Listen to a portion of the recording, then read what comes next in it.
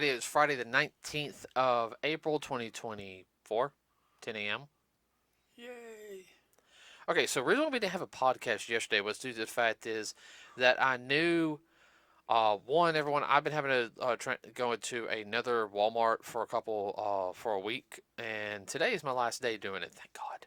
Yay! I never thought I'd be so happy to go back to my own, and I have been having to help with training and everything. I bet you complained about your own store Yes, I'm not. Yeah, my own store's not this now. bad. Didn't know how good you had.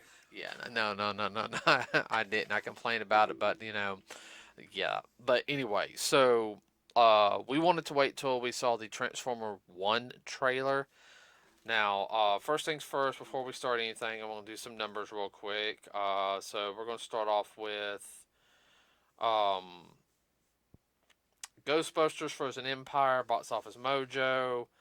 Current it's at 161,238 238 and 5 161,238,000 no, hold on. $161,238,560. Okay, so it's made double Cost.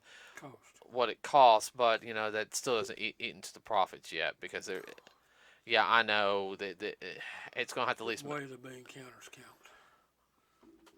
Well, they try to say, well, it's like, oh, you don't think of advertisement and everything, so it has to make like four times, like, for it to make a profit. Which I need to see how they come up with that crap. Needs to their flow chart. Yeah, It's probably written out on paper about 3 inches wide and about 100 foot long. yeah.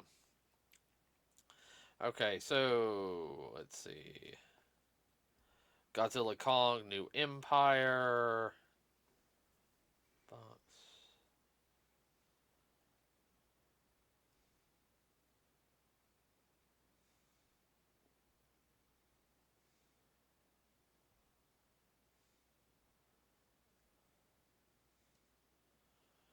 441,182,557. I see it reaching Mm. 500 million. Definitely over 500 million by the end of next month. I see Trent. I see Ghostbusters. I see Ghostbusters making over 200,000. 2 and a quarter. Uh, yeah, I could see it. It might get 250 million. Uh, That's up between 2 and a quarter and 250 million. yeah.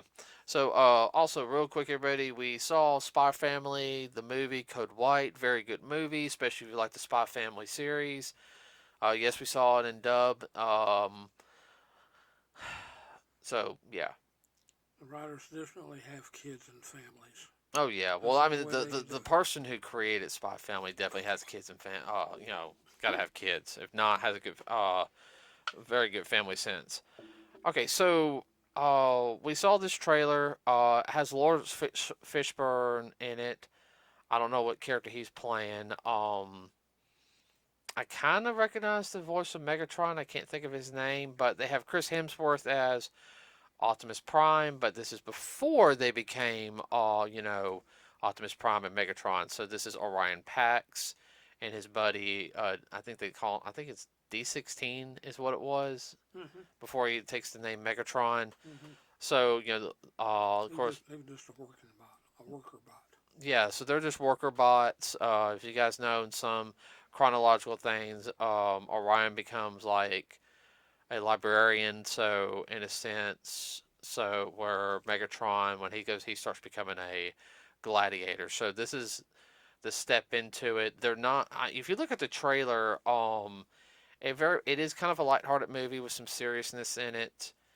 Um, it's not as dark. It doesn't seem to be real edgy, and it's definitely not dark. Yeah, like everyone wants it to be. But if everyone saw the original cartoon, It was anything but. yeah, I mean it had some serious dark moments in it. Even in the cartoon, there was some. Oh wow, that like if you really look into it, it's like ooh, But it still had the lightheartedness. Um, I would say that and I'm not even talking about the special effects yet. Scarlett Johansson is Alita 1. If you guys don't know who that is, and the chronological storyline, she is the one of the lieutenants of the Resistance, the Autobot Resistance, but she is also Optimus Prime's girlfriend. So, of course, we also meet Bumblebee since he's become a fan favorite. Personally, I kind of hope I kind of want them to do some other ones. I'm glad they're bringing Alita 1 in. Don't get me wrong on that one. Uh, I kind of wish they would had some other ones besides Bumblebee. I'm a little tired of Bumblebee, if that makes any sense. Well, like I said, have and have, but there's other bots. Yeah, I'm hoping if they do more movies with this, they'll introduce other bots, um, which I'm sure they will. Mm-hmm. So, if you guys don't know, depending on what you read, the original Marvel comics, which was 100 issues, by the way, it got brought back as Transformers Regeneration 1, where they finished up the storyline with the original writers. IDW did that, which I actually have all those, by the way. Uh, what are you messing with? Oh, Mint. okay. What if I say because I hear you rattling with something. Then of course you have the cartoon, chronological thing, and depending on which other series, if it's Transformers, the one that came on the Fox Kids, with the fire engine Optimus dad. Mm-hmm. You had that story. Of course, you had Beast Wars, Beast Machines. You had the Cybertron trilogy. Then you got Transformers animated, which had a different whole that stuff was totally different. Animation was different. Kind of wish they would have done another season. Of course, you got Transformers Prime, and then you got Cyberverse, which is like the newest one. There's another one with that was supposed to be linked with Prime, but I'm not going to count that one. Then of course you have the video games, and there's various ones of those. But we're talking about I've talked about before, Fall of Cybertron, War for Cybertron, and then you got the movies. You got the original five Bayverse films, which never finished, but they introduced Unicron in, and never finished the next one. Then you got this last one, which was Bumblebee and Transformers: Rise of the Beast. So there's different chronological orders on this. I'm sorry, Dad. You got anything you want to say so far? Yeah, well, this definitely an origins type movie. This is before they become what we know them as. Yeah, and I like the lightheartedness and the fact that there's some dark humor, and dark humor is not like, if you guys really want to think, it's not necessarily like something like, oh dude, that's dark. It's dark humor can also be as more lighthearted is there's a bad situation going on right now, and you're making a real funny joke. Uh, it's actually very That's the way you deal with it. yeah, it's very natural, believe it or not, and a lot of people don't realize that. People that if you watch a war movie, you always have that one jokester that kind of makes a joke and everything out of the group. Well, it's because that jokester's seen some stuff, and that's how he copes with it. So So you don't wet his pants. yeah, uh, it comes out in September. It looks like a very good movie. Oh, Well, they come across as, if you were comparing them to humans, they would be adolescents, like you said, 16, 17, 18-year-olds. yeah. I will say, They're still learning. yeah. Of course, you can kind of sit there and see how there's maybe like a class system in which that falls into the lore of Transformers. Well, what they remind me of is kids getting their driver's licenses. Hmm. Well, it's like if you guys see the trailer, you see their chest is open. It's it's not their spark that they're missing. They have their Mm-mm. spark, which their spark, if you guys don't know, that's their soul and everything. They call them sparks. Uh,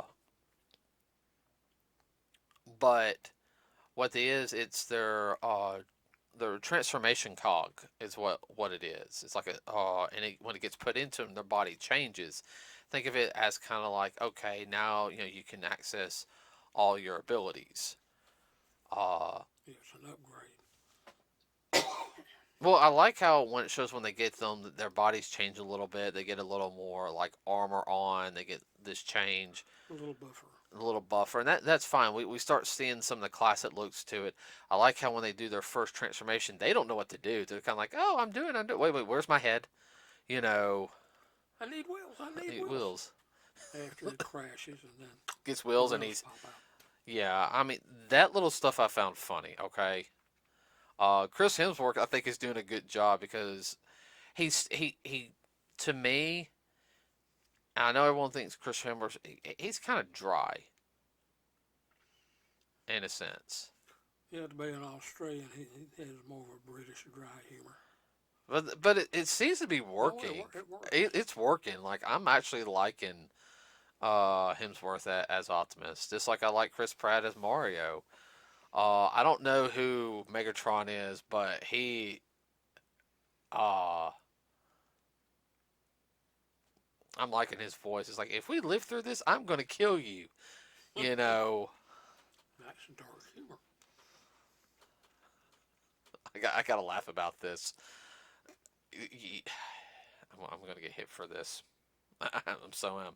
It reminds me of the friendship between me and Marcus. Marcus is Megatron and I'm Optimus. And you guys know it's literally like that. It really is. What? That's wrong. What? I'm being serious. I know. If I Uh didn't know both of you, they could sit back and get a chuckle out of um I saw some tidbits though in it how it's going to lead to him becoming Megatron, how because that's going to be the first thing. He's going to become Megatron before Orion becomes Optimus. it. Mm-hmm.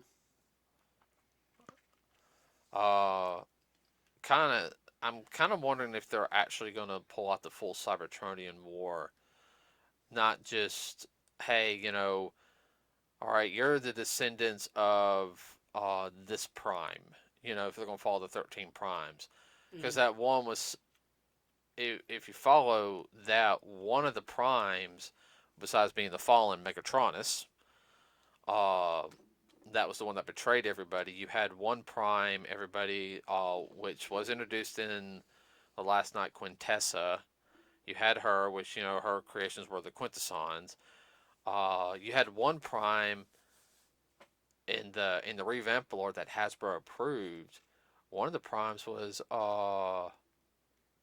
his descendants, like his creation's descendants, Mm-hmm. are the Maximals and Predacons. Mm-hmm.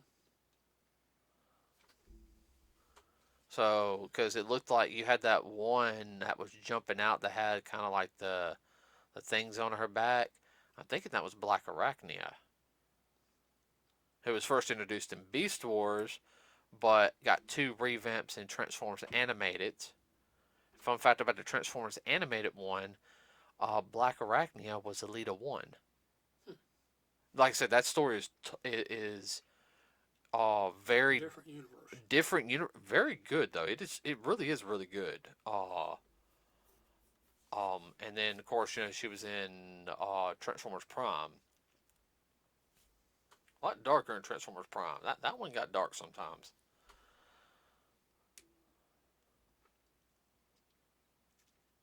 So, what do you think? I mean, I really want your opinion on this. Yeah, I can see that, but just watching this a lot when they got out to the surface, there was a lot going on, and they were kind of like, and there was a reason why we didn't come up here. Mm-hmm. It's dangerous. Why is it dangerous?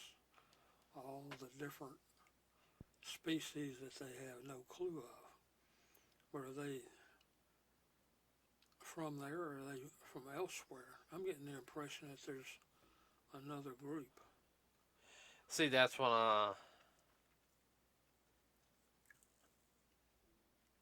that are not from their home world.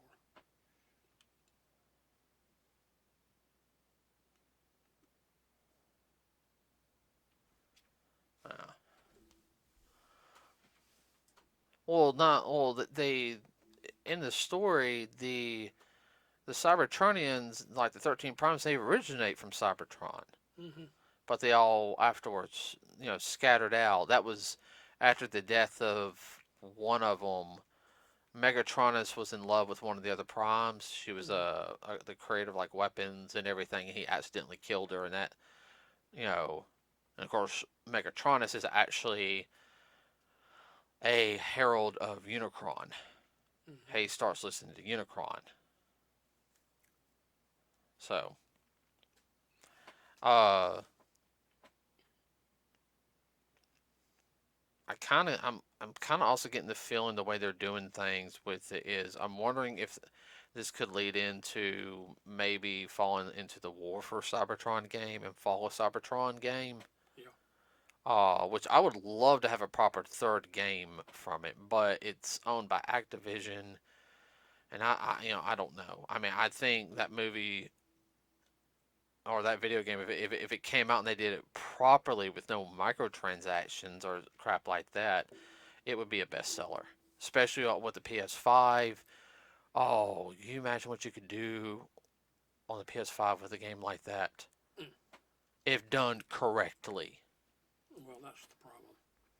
It can be done correctly. It's when somebody is willing to pay to have it, and then they'd have to turn around and pay somebody But Beatles or whatever. so It depends on the money. I mean, I think it's going to be a good film. And I haven't talked to. I mean, the voice acting is good. Mm-hmm. Uh, the animation, guys, is it's good. Like I have not talked about the animation. I mean, it is a little cartoony looking. It's not super realistic, which that's fine. I'm okay with that. What about you? Well, it fits with the storyline and the way the voice actors were portraying their particular characters. Like I wouldn't mind a whole movie like the opening scene in Bumblebee. I really wouldn't, but my God, that would be expensive. Well, this easily, the way it's set up, to me, it seemed like an opening for or trailer for a series. I'm kind of hoping they do. I The mean, way it's I don't leading mind up the to live that, action stuff, okay, but this I can get behind this. that's just a thought that I have. It's kind of like it's lining up. Are they going to try to turn this into a full time production for a weekly series? Yeah, but I just hope they don't like screw it up if it current because yeah, well, but I can get behind if it's really good. And other Transformers news because Paramount released all this and um there's going to be a Transformers GI Joe movie. Everybody, if you saw, Is it going to be a crossover and with it or what? I'm hoping they do another GI Joe film in a sense, to start introducing them. Or this might be a way to introduce GI Joe. It actually really would work. Yeah. Because you guys didn't know, at the end of Rise of Beasts, they introduced GI Joe, which that was way better than having Nest. That was I think it was Michael Bay's thing. Uh,